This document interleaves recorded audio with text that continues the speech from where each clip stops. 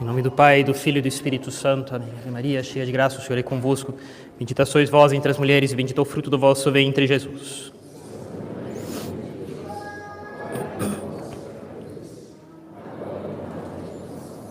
Nossa Senhora das Dores. Podem se sentar, por favor. Bem, uma feliz Páscoa para todos. Deus realmente abençoe vocês todos e conceda uma vida cada vez mais unida a Ele, cada vez mais desapegada do pecado, cada vez mais derivada da luz, da verdade que Ele vem ensinar para nós, né? Eu queria falar um pouco sobre isso, justamente, sobre o dogma da ressurreição de Jesus Cristo, o dogma da ressurreição dos mortos e o fundamento disso na nossa vida, né? Bem, o dogma da ressurreição dos mortos é uma coisa tão fundamental na nossa religião que realmente Deus fez questão de que ela fosse uma das pedras fundamentais do começo da preparação da nossa religião eterna, né? da nova e eterna aliança, que é o catolicismo. O judaísmo era uma religião temporária. No Antigo Testamento, o judaísmo era uma aliança que acabaria, né? Jesus Cristo aboliu o Antigo Testamento, ele não existe mais. Não é mais para ficar indo no templo de Jerusalém rezar mais nada, não é mais para matar cordeiro nenhum. Todas essas coisas foram substituídas pelo sacrifício, a morte de Jesus Cristo sobre a cruz, né? Eu insisto, já falei isso aqui várias vezes, uma repetição é mãe dos estudantes. Um padre uma vez contava que ele era missionário em Burkina Faso, né? E que uma vez convertidas as tribos lá dos habitantes lá de Burkina Faso, eles eram agricultores e quando não tinha chuva, eles ainda tinham o hábito de matar galinhas para oferecer para Deus, pedindo chuva. Ele falava, um dos grandes trabalhos nossos consiste em fazer com que essas pessoas se deem conta de que é para parar de matar galinha. Isso acabou. Para um pagão isso acabou. Agora é para ir na missa. É para oferecer o corpo e o sangue de Jesus Cristo. Não tem outro sacrifício que é para oferecer para Deus. Todos foram abolidos.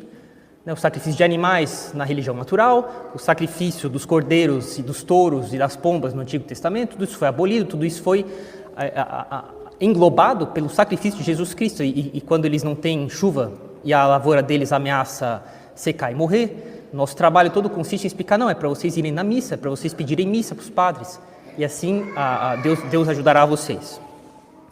Mas que, bem, a nossa religião, enfim, desde o começo, desde a preparação dela com o Antigo Testamento, com a religião judaica, com essa aliança que foi feita eminentemente com Abraão, e depois renovada com o filho dele, Isaac, depois com o filho de Isaac, Jacó, depois com os filhos de Jacó, que são os que deram origem às 12 tribos de Israel, enfim, que essa religião começou de tal modo que Deus fez questão que ela fosse eminentemente fundamentada no dogma da ressurreição dos mortos, no dogma da ressurreição dos mortos no último dia do mundo.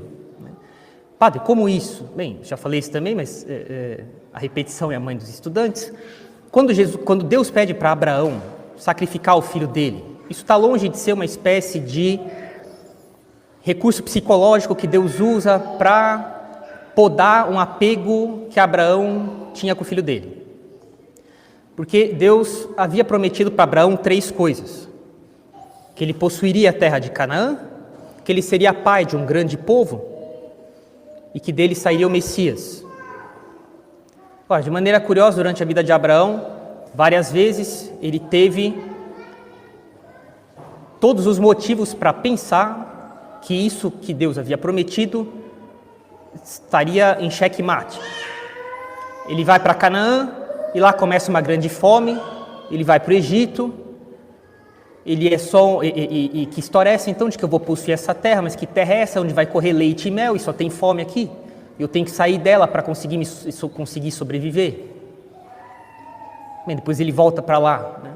Mas aí ele é só um criador de ovelhas, pouco a pouco ele vai ter posses, mas havia reis ali, havia dezenas de povos.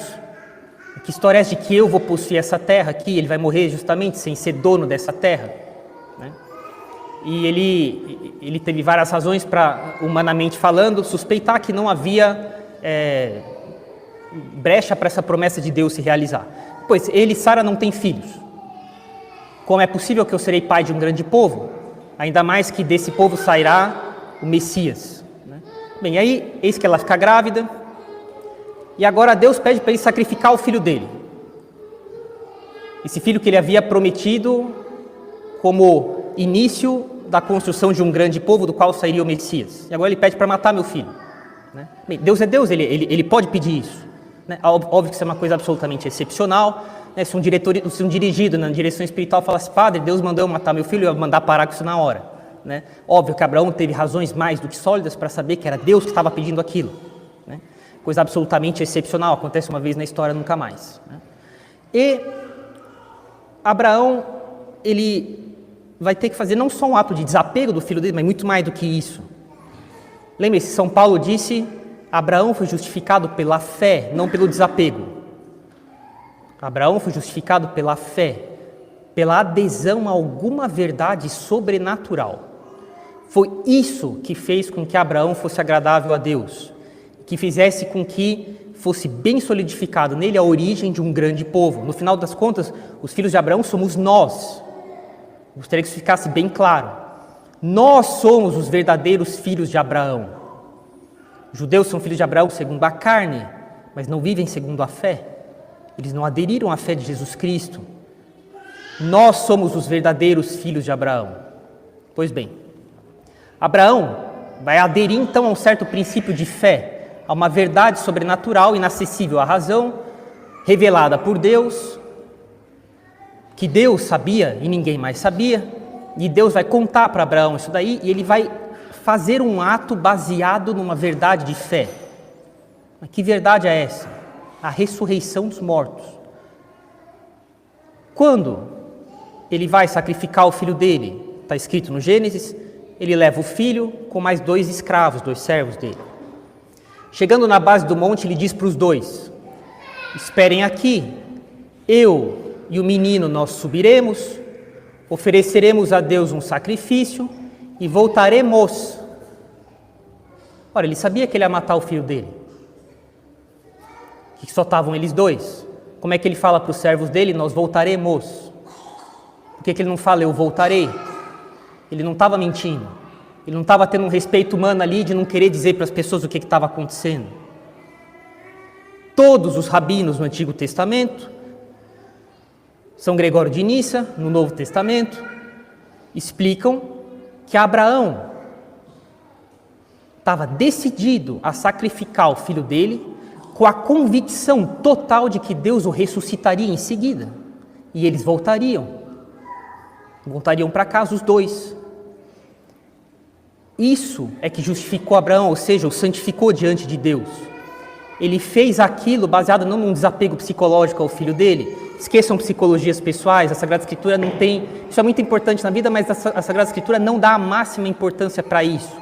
O importante é o que eu faço da minha vida com Deus. E a minha psicologia pessoal será ajustada. Abraão foi justificado porque ele fez um ato aderindo a uma verdade de fé. Deus vai ressuscitar meu filho. Deus, onipotente, tem poder de fazer a vida dos mortos voltar, de fazer a alma que se separou do corpo voltar a unir-se a ela. Também Jesus Cristo, quando vai ressuscitar Lázaro, ele fala para a irmã dele, o teu irmão ressuscitará. E ela fala assim, Senhor, eu sei que ele ressuscitará no último dia. E Jesus Cristo quis mostrar para ela que ele tinha o poder de ressuscitar os mortos, que ele era aquele que ressuscitaria os mortos no último dia. E já dando uma prévia do que seria algo semelhante a isso, ali na hora, ressuscitando o irmão dela ali na hora, né? De que ele era aquele que ressuscitaria os mortos no último dia. Bem, Lázaro ressuscitou, mas morreu de novo, né?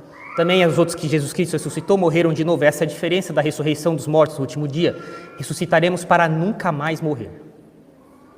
E bem, a adesão à verdade, a esse dogma sobrenatural de que Deus nos ressuscitará no último dia, esse é um dos fundamentos mais fundamentais da nossa religião, junto com a Santíssima Trindade e a encarnação. De que Deus, no último dia, fará com que nós voltemos à vida, nesse mesmo corpo que nós temos, para nunca mais morrermos. De que esse corpo será um corpo glorioso, não haverá mais doença, não haverá mais limitações do nosso corpo, nós não passaremos mais nenhuma limitação, nenhuma miséria que o nosso corpo tem por causa da matéria. essa matéria será elevada a um outro grau, dominada pelo sobrenatural, unida a uma alma que agora vê a Deus no céu, tomada pela luz da glória, da visão, da essência de Deus, e, portanto, nosso corpo brilhará e terá luz. Também insisto, os rabinos falavam no Antigo Testamento que Adão e Eva brilhavam no paraíso. Eles pecaram e, cortaram energia, agora acabou a luz. Agora esse corpo aqui, pesado, tem fome, fica cansado, passa mal, né? Isso vai acabar um dia. Não era assim antes do pecado de Adão e Eva. Era um corpo glorioso, o corpo deles. E eles pecaram e, isso acabou. E agora isso vai ser restituído no último dia. No último dia da história, quando Jesus Cristo ressuscitar os mortos e separar aqueles que morreram com Ele, aqueles que não morreram com Ele. E esse aqui é um dos fundamentos mais básicos da nossa religião, e nós devemos viver disso, como Abraão viveu disso. Alguns chegam a dizer que isso era tão sério, essa verdade da ressurreição dos mortos, que Jesus Cristo fala para os fariseus, né? Dai-nos um sinal de que vós sois o Messias. E fala, essa geração só terá o sinal de Jonas. Jonas, vocês sabem, foi engolido por uma baleia. Né? Essa história está longe de ser um conto de fadas. Há 2 casos, pelo menos, registrados na história do mundo, de pessoas que foram engolidas por baleias e que saíram vivos. Né? Bem, ficaram alguns instantes ali dentro. Né? Teve um caso recente que aconteceu, né? Mas faz 2 anos. E um outro caso no século XIX, era um pescador que foi engolido por uma baleia, caiu no meio, lá no Mar do Norte, no Mar Báltico, alguma coisa assim, e ele isso é bem registrado, ele foi engolido por uma baleia, os seus companheiros deram um jeito de pescar a baleia e bateram nela até ela cuspí-la de volta. Né? Bem, o fato é que Jonas fica 3 dias dentro de uma baleia, isso é sim um milagre, né? Mas há relatos de pessoas engolidas por baleias. Alguns chegam a dizer que esse sinal de Jonas é para ser levado tão a sério que Jonas teria morrido dentro da baleia e ressuscitado. De que ele teria ficado 3 dias morto dentro da baleia e Deus o ressuscitou, para que fosse realmente um sinal no sentido mais estrito possível. Isso aqui é uma certa explicação do que aconteceu, enfim. Mas a ressurreição dos mortos é um dogma fundamental da nossa religião. E assim como Abraão viveu disso daí, e foi a origem do povo judeu, foi profundamente marcada, e Deus quis que fosse assim, pela adesão eficaz, realmente concreta de Abraão a esse dogma. Assim como Jesus Cristo quis também que as pessoas para as quais que ele formou, os discípulos dele, mas Santa Maria Madalena, Santa Marta, no caso da morte de São Lázaro, né, que elas fossem impregnadas pela verdade do dogma da ressurreição dos mortos, que essa deve ser também uma verdade que tem uma eficácia enorme na nossa vida, que nós devemos viver disso e cortando cada vez mais nosso apego a essa vida, pensando assim, eu tenho que me separar das coisas desse mundo porque um dia tudo isso aqui acabará. Eu morrerei e serei no último dia da história dado a uma vida sobrenatural que não terá mais fim, agora ressuscitado para nunca mais morrer, com um corpo glorioso que reflete totalmente a minha união com Deus.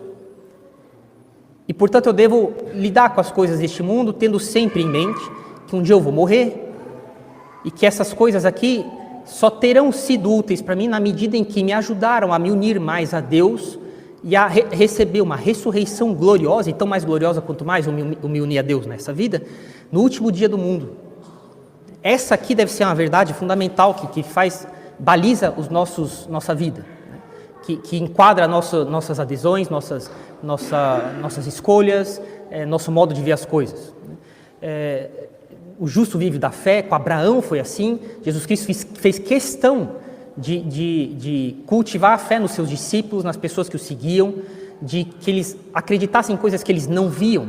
Ele deu para isso razões, milagres, profecias que aconteceram, milagres assim fantásticos. Jesus Cristo passava a noite fazendo milagres no atacado. Ele passava a noite inteira curando as pessoas.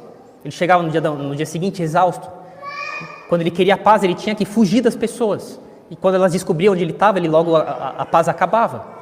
Jesus Cristo fazia milagres assim no atacado, né, para fundamentar as pessoas na virtude da fé, de aderir a coisa que elas não veem, mas que elas veem, mas se eu não acreditar, depois de todos esses milagres que eu vi ele fazer, todas essas coisas que ele diz que iam acontecer, que aconteceram, Pode ser que eu não tenha visto as coisas que ele disse que existem, mas eu não serei razoável se eu não aderir a elas. Minha razão humana pode dizer, não é razoável acreditar nessas coisas, essas coisas são obscuras.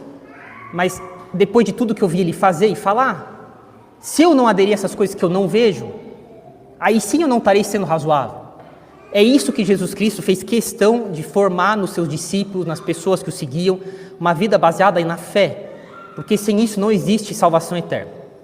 É necessário, como diz São Tomás, baseado em Aristóteles, que o aluno comece acreditando no que o professor fala, depois ele irá entender. Mas no começo, quando o professor fala as coisas, raramente alguém entende logo. A gente recebe aquilo com uma adesão baseada na autoridade do professor. Com o tempo, nossa inteligência será elevada à capacidade de compreender aquelas coisas. Isso vale para matemática, vale para outras línguas, vale para todo tipo de disciplina. Você primeiro aceita o que o professor te fala, com o tempo você vai entender que é aquilo mesmo. Sua inteligência vai sendo elevada a uma capacidade superior, mas isso aqui na ordem natural. Na ordem sobrenatural, na vida espiritual, é semelhante. Primeiro é necessário que nós demos a Deus a adesão da nossa fé voluntária, da nossa inteligência, da adesão da nossa inteligência, por um ato voluntário, sem que nós compreendamos, sem que nós vejamos aquilo. No céu nós veremos. No céu nós veremos. Nossa inteligência será elevada a um outro nível de conhecimento da verdade. Mas por enquanto aqui nós aceitamos o que Deus fala, como o aluno começa sua vida intelectual numa escola. E Jesus Cristo fez questão que esse nossa vida fosse marcada por isso, uma vida baseada na fé. Isso desde Abraão, desde o começo da nossa religião, com a religião temporária do judaísmo, e com a religião eterna do Novo Testamento, que é o cristianismo, que é o catolicismo. E assim deve ser a nossa vida, uma vida baseada na fé, sobretudo na fé de que um dia nós ressuscitaremos, de que não é para colocar nossas esperanças nesse mundo, é isso que causa nossos sofrimentos no casamento, com o trabalho, com o dinheiro, porque eu ainda tenho uma notável preocupação com resultados nessa vida. É por isso que eu sofro. Se eu vejo as coisas que acontecem ou que fracassam, boas ou que fracassam na minha vida, como guiados pela providência, para desapegar-me das coisas desse mundo, me unir mais a Deus, e causar em mim uma glória maior no dia da ressurreição, quando já nenhum bem dessa vida vai ter mais nenhuma importância, aí as coisas são diferentes. Abraão, quando Deus pediu para ele sacrificar o filho dele, não ficou psicologizando, mas como assim? Deus me deu um filho, agora ele quer tirar ele de mim, como é que Deus faz isso comigo? Todo tipo de coisa que vocês já viram todo mundo fazer. Ele encara as coisas baseado na virtude da fé. Ele fala assim, de algum modo, Deus tem alguma finalidade sobrenatural com isso. Fiquem aqui, subiremos, ofereceremos um sacrifício para Deus e voltaremos. Ele fez aquilo não pensando assim, como pode ser que Deus faça isso comigo, eu esperei um filho a vida inteira, agora que ele me dá um filho, ele me tira de mim. Ele não pensou assim, ele substitui esses pensamentos humanos por verdades sobrenaturais, notavelmente a verdade da ressurreição dos mortos, que tinha sido revelada para ele, por Deus. E ele substitui os pensamentos humanos por verdades sobrenaturais e vive disso. E nós vivemos de verdades sobrenaturais por uma tríplice projeto, fazendo atos interiores dessas verdades, agindo assim diante das pessoas e pedindo na oração para Deus que nós tenhamos essas verdades bem enraizadas em nós.